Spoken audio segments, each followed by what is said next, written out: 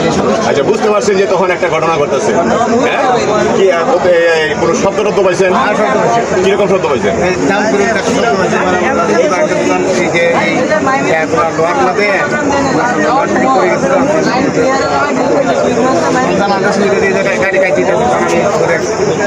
গাড়ি কাটে দিতে সময়।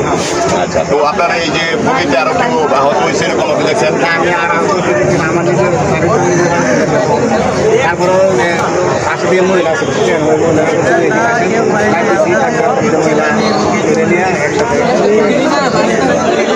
ধন্যবাদ। আপনি হয়তো একটা অংশের যে মাটিগুলা রয়েছে সেই মাটিগুলা ঘুরে কিন্তু ট্রেন একদম ছিন্ন বিচ্ছিন্নভাবে এই চলার শুরু করেছিল, কারণ অল্প সময় কিন্তু এই ট্রেনটি এই যাওয়ার বর্তমান অবস্থাটা ছিল। কারণ গৌরীপুর রেল স্টেশন থেকে মাত্র মনে হয় 1 থেকে 150 কিংবা 200 গজ এর ভিতরে হবে ট্রেনটির এই ধরনের ঘটনা ঘটে।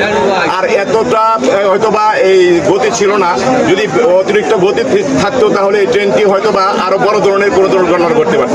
তো দর্শক, আমরা চাই যে এই ধরনের দুর্ঘটনা আসলে এই যে বর্তমান যে প্রেক্ষাপট এবং পাশাপাশি এখানে রেলের যে ব্যবস্থাপনা, এই যে রেল লাইনের যে অবস্থান, এখানে মাটির যে অংশটি রয়েছে এবং রেল লাইনের যে অবস্থান রয়েছে, পাথরের অবস্থান খুবই কম, এবং পাশাপাশি এখানে যে রেলের লাইনটি যে প্রবাহিত হয়েছে এখানে পানি জমে বর্ষাকালে বর্তমানে একটা নাজুক অবস্থান এবং মাটি নরম হওয়ার কারণে কিন্তু এই ধরনের ঘটনা ঘটতে পারে।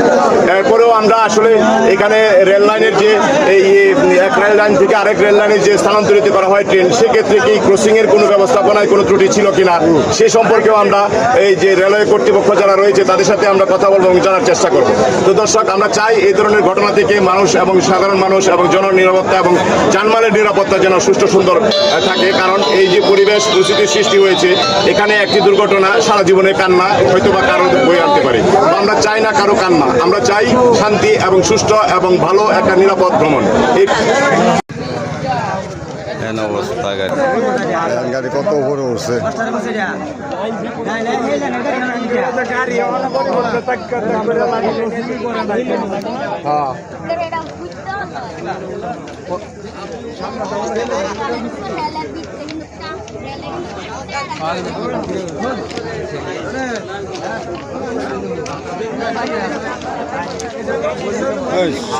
চাক্কা কত কোনটাতে কোনটা দিয়েছে। বৈরপুরের 9টা বগি গেছে গাড়ি, বুঝছেন? যাওয়ার পরে এই যে